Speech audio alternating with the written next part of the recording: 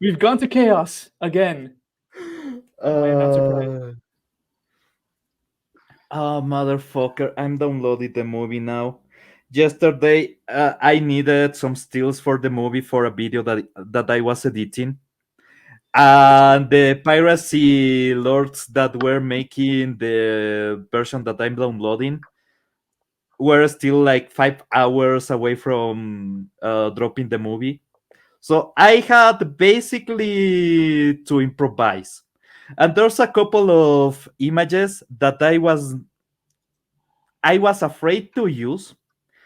I should have used them on the video. I will show them here. But somehow something tells me that it was better that I didn't. I will just say that. Because Oh this no! is one of the images. Pauli, can you share? This was one of the images that I was going to use for the Furiosa video. I mean, this went back when lesbians had a sense of humor, man. Like, Yeah, right? But yeah. I was using her for a joke on the last video, and I Yeah. chickened it out at the end because I was going to get canceled for that, man. Andrew was going to get canceled for that. Happy, smiling. It's a nice chest, by the way, but anyways. Dude, I don't know. I brands have think done a race. lot of damage to press development. I think Racer Fist had the best explanation of Furiosa because he said explains why the plot amounts to a carload. Well, this is regarding the article from I think it was Variety that says Furiosa's vagina monologues written Eve Ensler how Mad Max Fury Road became a feminist icon film, right? Oh yeah, that's actually true. The writer for the Vagina Monologues is Yeah, one of the credits on writing for Mad Max Fury Road. right. And that's why Wait a Racer minute. She Fist put was. explains why the plot Uh, amounts to a yeah, carload of women driven around aimlessly looking for an address, never find it, return home, and have a drink. dude, you have a girl that has a mechanical arm. You have all the bullshit with them spending so much fuel to just play a rock concert. And you know what's the part that is really, really, really out of reality? The part that is so absolutely wanker, so absolutely bonkers, so absolutely out of this realm that I cannot believe it for shit. The woman is the one that actually knows how to drive a car. Oh, and how to shoot a gun. Remember that one part where he was Oh no, trying I to have shoot seen it? women shot. I Right? have seen women shot. Did They are anyone see this movie yet here on the panel? no, I have a sorry. No, I this don't is want. from the Fury Road one. I Yeah. know. I'm just saying, like the new one. Just No, curious. I have it on my list to watch. And Dieguito? I'll answer is with this. Why watch it when we live it here in Latin America? That's funny. That's funny. I've never heard more discourse over one film and like why is this film like there's just so much over explaining of this film, why it failed. It's hilarious. I will tell you why it failed. They were promoting it as a feminist movie, and that was a mistake. Fury Road was supposed to be a feminist movie. It was a feminist movie from the get go. It got feminists working on the whole script the whole time.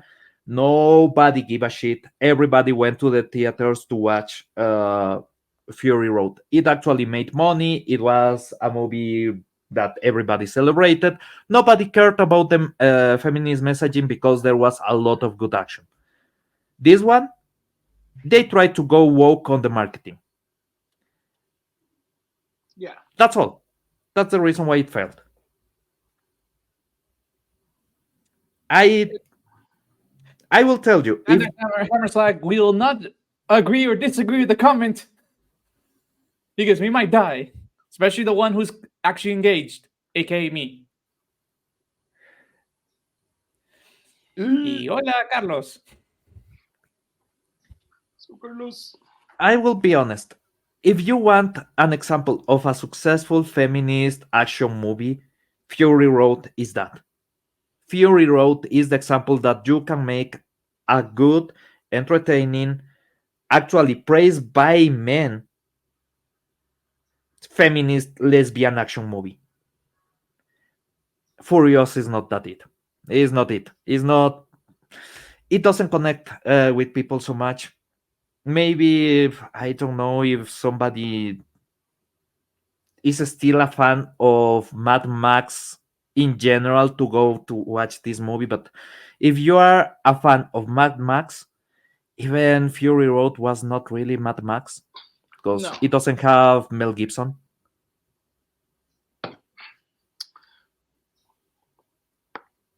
Yeah, and it didn't have the essence of the Mad Max. It was, like a different story. You have a different protagonist. The protagonist didn't act like Mad Max. It was just Tom Hardy being Tom Hardy. It's being Venom, basically. There's a scene on the movie that reflects everything that if you are a fan of Mad Max, you felt while viewing the feminist movie, and is you have Max that is about to kill a bunch of people, and he just walks into the massacre, and everything is on fog, so you don't see anybody dying. You just hear the screams, and then he comes out bloodied, and basically it's implied that he killed everybody. But you never see the savagery of Max. You never see the savagery of the guy that is conquering madness itself. And that's something that you will see on Thunderdome. It's something that you will see on basically every Mad Max movie on the original ones. But because that was not in the movie, but instead it's forget, the only place where you could have seen Mad Max is not in the movie. That tells you everything that the movie was. The movie was not about Mad Max. It was about Furiosa. Yeah. That, by the way, here is revealed that the girl. I'm talking about the Furiosa movies now. So, in the beginning of the trailer and everything, they tell you that Furiosa was called Furiosa when he was a kid. Her mother was the one that named her Furiosa, and I'm like, that's some parenting. She was like, I want to call her PMS. And the other lady, the lesbian lover that is the other mother, is like, nah, you shouldn't do that. And the guy is like, okay, then what sounds like PMS? Okay, Furiosa. That's the source of the name. Morning bloating, cramps. You know what PMS? You know Furiosa? what PMS is, right? I mean, you're married. Yes. Yeah. It's like the moment where all men who actually are in a relationship are like the horror. Exactly. Exactly. That's supposed to be what you should feel when you hear Furiosa. That's All I hear is the fact that they're trying to copyright the Greek name of the Furies. Esther Piscore. No, but I'm not saying the Latin version, but still. What I'm saying is that they're trying to copyright something they shouldn't. Por eso, Esther Piscore. Yeah. If you only know English, you will always have the handicap of not knowing Les Luthier. Les Luthier is Can I love. say something really quick? Okay? Yep. Stop trying to make fetch a thing. Nah. Holy shit, that was perfect. Oh, the 90s. Oh, man. Oh, okay. But about the movie, why is losing to Garfield? It's not Mad Max. That that's the mystery. It's not Mad Max. Mad Max has a recognition because they have allegedly anti-Semite heading the whole movie, and that's the reason why people love it. I will say it. Without Mel Gibson, Mad Max is not Mad Max. You cannot do Mad Max without Mel. It's that easy. You can do Wasteland movies. If you have ever played that game Rage, Diego, have you ever played, or Fletcher, have you ever played Rage? I believe so. It sounds Right. familiar. It's it's one of the car race, the Wasteland game. Yeah, exactly.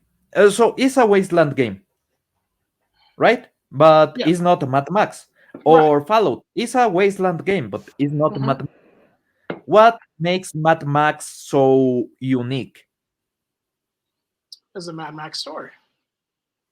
His story. You're following him. Exactly. Because you Just can the have Wasteland stuff. Yeah. you can have an American Wasteland, or well, it's obviously filmed in Australia, but it's supposed to be America. You can have an American Wasteland. You can have all this craziness, but the character is the one that defines the movie. Mad Max is the source of the entertainment on Mad Max. Garfield, he is the source of entertainment on Garfield, and Garfield is a well-beloved character that only have been destroyed once by, well, 3D. Not many people remember that movie, right? Yeah. I mean, it wasn't bad. It's just that Wasn't that bad. it was just that as you say, the design made it not a very attractive thing to watch as a cartoon. Yeah, it was. Yeah. It was a Which- hard sell to try to take my cousins to watch it when they were younger. Yeah. Yeah. But current day is still well beloved. Your aunt is always telling you that she loves you through Garfield, or who's the name for Piolín on Tweety Beard? Piolín on on Piolín is English. Tweety. Tweety Beard. Yeah. So the aunts will always communicate through Garfield and Tweety Beard. Let's be honest. Is universal. Garfield is universal. Mad Max is only about Mel Gibson. So that's the whole reason why it's failing. That's the whole reason why he's making, I think, around 30 something million dollars on which holiday was this It's weekend on the Memorial US? Day. Memorial In Day, the right? US, it's Memorial Day. Yeah. Yeah. So on Memorial Day, an action film should do around 60 to 70 million. It did half. Yeah. Yeah, that's it. That's the whole mystery. Nobody cares about Furiosa. Everybody cared about Mad Max. Mel Gibson is not there. Is that? Yeah. Because have you seen the drinkers review, or they talk about it on FNT? A lot of people have talked about the movie. They say it's good. Yeah. The drinker liked it, but he still got attacked because all he said is like, it's a good movie. The only problem is that it's not too long, but it's not a Mad Max film. And we were talking about it with my wife even outside today, because we were like, you could just name it something else. If you would say, in the universe of Mad Max, or all that kind of stuff, like you'd be fine. But you name it, you put Mad Max in the title, Mad Max Saga, and you're like, wait a minute. So if it's a Mad Max saga with no Mad Max, but according to people, there's a glimpse of his back in the car, in one of the scenes. So technically, I guess it's legal.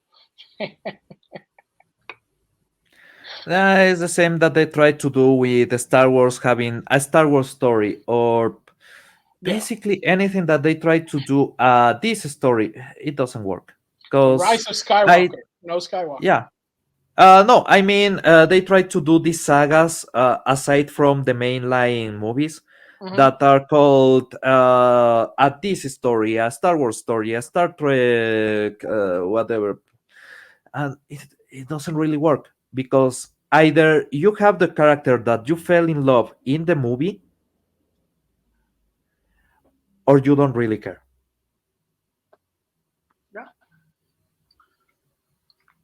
Or you have a character that the audience love. I think if you would had Short Round in the new Indiana Jones and just kind of pass the torch on to him, that would have made money. Yeah. You I think it would have made money if you had brought Shia LaBeouf again, even if he's crazy. That is true. Well, all right. He's legit, so. I saw the film. Mm-hmm. Oh, God. That was terrible.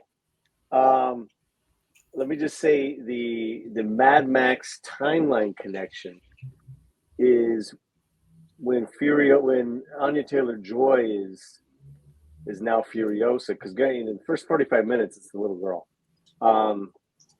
She's walking back to the Citadel after escaping something, and high on a plateau, Max is watching her, and it's Road Warrior Max.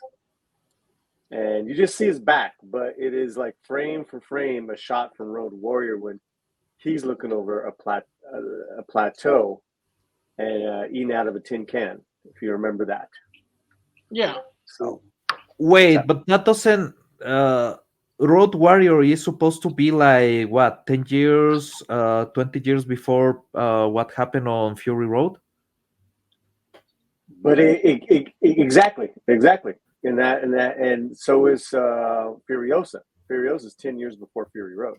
It's the same. Oh, so they try to make the whole connection with. Yeah, I mean, What? honestly, that was cool, but it was like 5 seconds. Yeah, that sounds interesting. But there's a lot of characters on Road Warrior that should be. I don't know. Mm-hmm. ¡Hey, Jesús! Jesús, te tenemos una sorpresa. Tenemos un invitado especial. Mira quién está. Colección Vintage. Dieguito. Me encanta el hecho que cuando entré, mi nombre seguía tal cual. Sí. No has usado StreamYard en mucho tiempo, ¿verdad? No.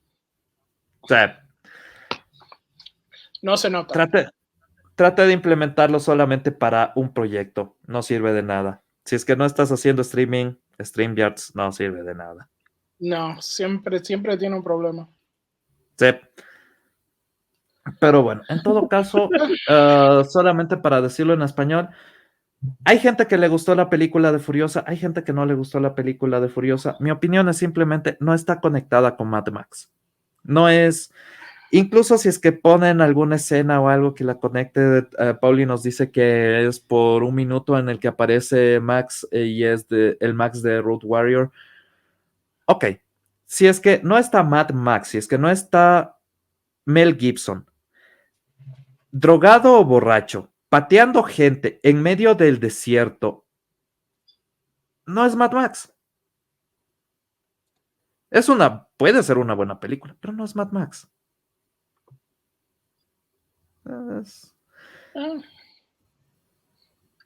Misterio resuelto. ¿Por qué perdió plata? Porque no es Mad Max. Sí, porque son pendejos. No, también. Son muy pendejos. Pero eso es lo que dicen, porque si dicen que es una película buena, pero estamos en lo mismo de lo que pasó con Blue Beetle, me parece que es cuando hay mucha gente que le gustó, pero eso no llegó a los oídos de la gente que capaz lo iban a ver, porque el marketing está tan enfocado en hacer otra película que la que están haciendo, ¿o no? Bueno, Blue Beetle fue cómicamente buena. No es buena desde el sentido en el que Mad Max debería ser. Por ejemplo, Mad Max debería sentirse como una verdadera pura película de acción. Blue Beetle era una película cómica donde la abuela y el tío son los que realmente matan gente. Blue Beetle nunca mata a nadie, pero la abuela mata a 16 personas. Quiero que a ese momento de, si no me creen, investíguenlo. Vean la película, la abuela mata a 16 personas, eso es lo máximo. Es una película estúpida, no se supone que realmente le prestes atención desde el punto de vista del que prestarías atención a Mad Max. Mad Max es una película que te vas a sentar a ver con tus amigos tomando una cerveza, relajado.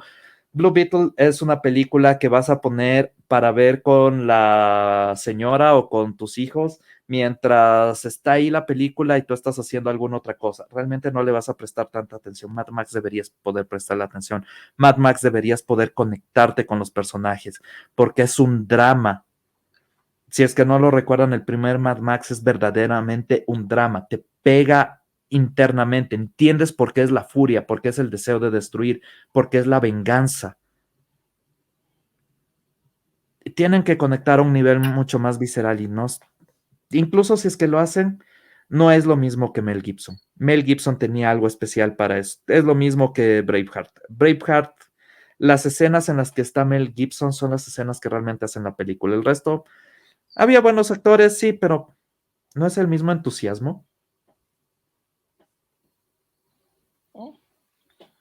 Sí, pero tienes ahí como digamos esto que si es algo que te dice honestamente lo que es, la gente, mucha gente la va a ir a ver. Si dices que algo que como digamos, se está poniendo como una máscara, diciendo, mira, esto es, y ya está, la audiencia ya no puede tolerar eso, porque mucha gente ya ha sido quemada, porque me dices, es como la anterior.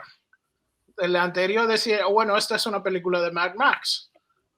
Y Mad Max está menos de la película que otras personas y en verdad no se siente como un Mad Max, no reacciona como Mad Max, es Mad Max Light, como digamos. Y entonces la gente dice, no, la película no está tan mal, pero no es lo que vine a comer. Es como vas a un restaurante y te dice, esta es una hamburguesa vegetariana y dices, o tacos vegetarianos, y dice, bueno, no pedí tacos, yo vine para comer esto, no, y me das otra cosa. Hermano, todas las hamburguesas son vegetarianas. ¿Qué comen las vacas? Las vacas son vegetarianas. Las convierten en hamburguesas, las hamburguesas son vegetarianas. Eso es lo que le Ley digo de a mi esposa. abstracción. No me escucha. No me escucha. Le digo ¿Qué pasó? Pablo dice eso y ahorita siento que hay un montón del público que va a tener una especie de patatús como crisis existencial de wait a minute. Hermano, la hamburguesa que me comí estaba hecho con un animal que es vegetariano. Por definición, la hamburguesa es vegetariana. El que se la comió, no.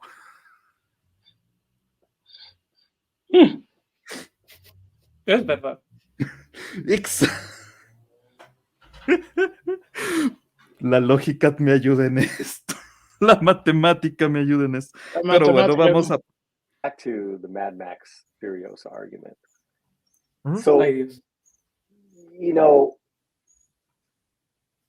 the Mad Max movies were so special because of the actors and the characters they portrayed.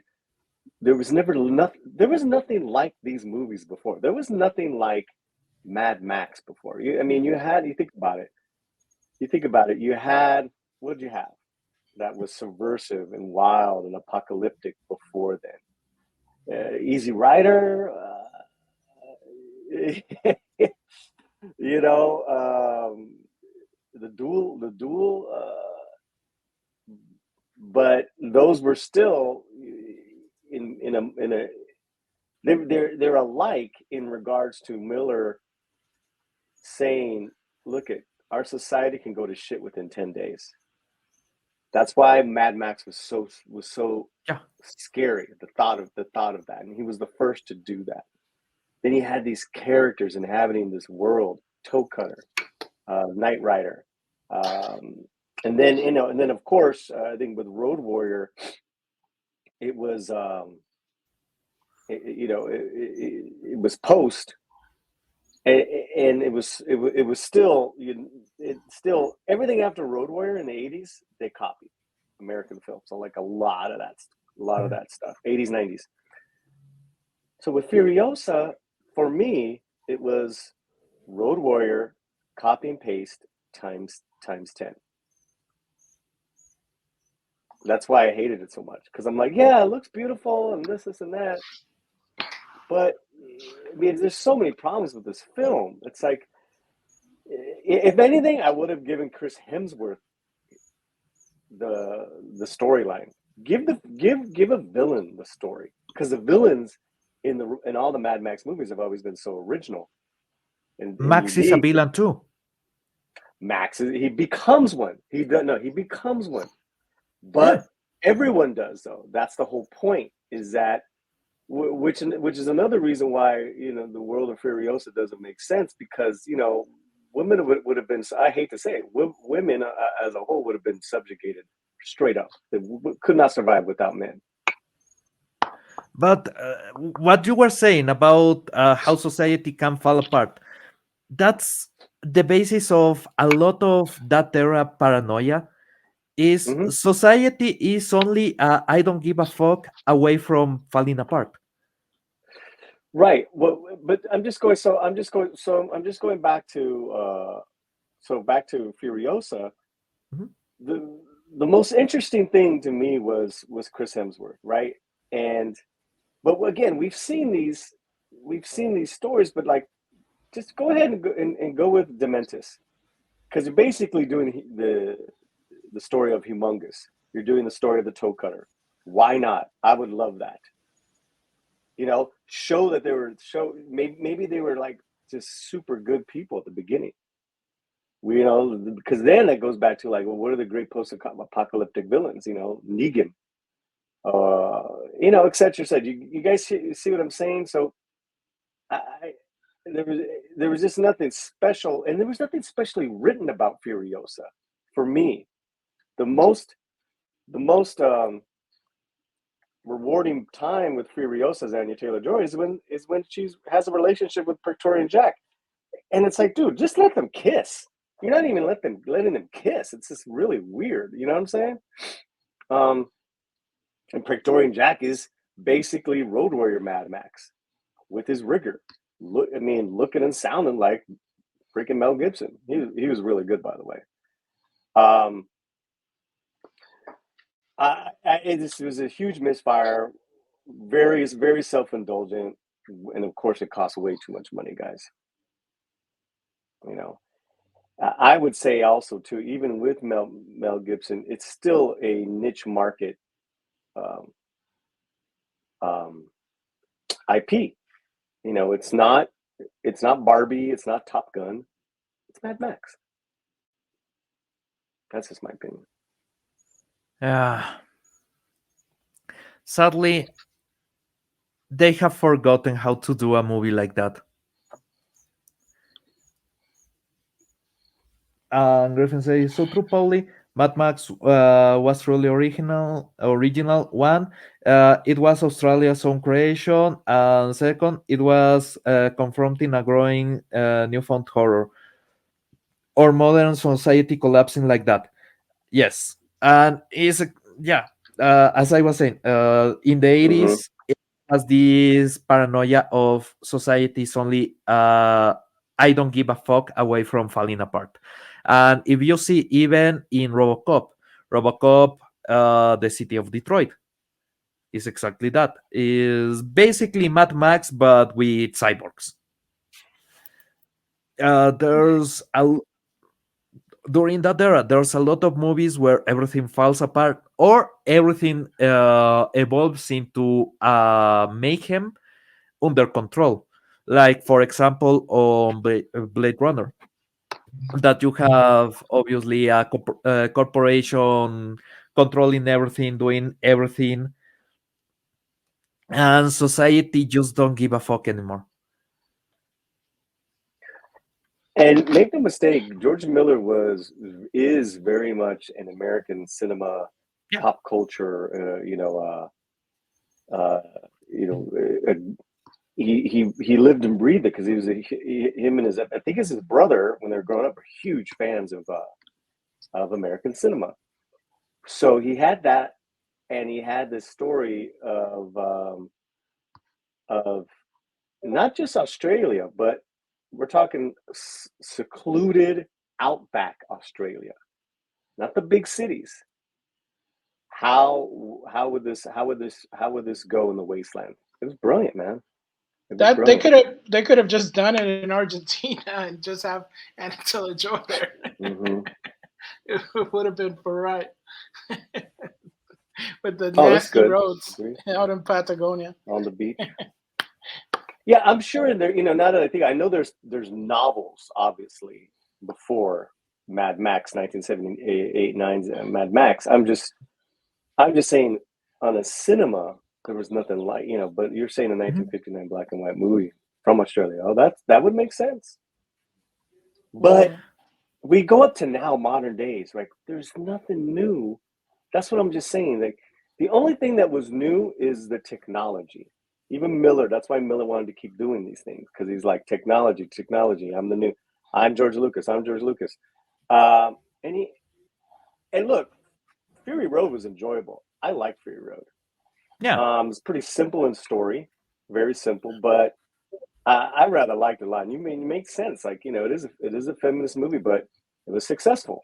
Like you said, a lot of men liked it.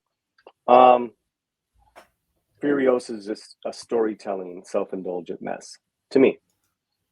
That's why I was curious if any of you guys had seen it or not. Yeah, no. So it's funny. We should do for next week. See if everybody's committed to watching it.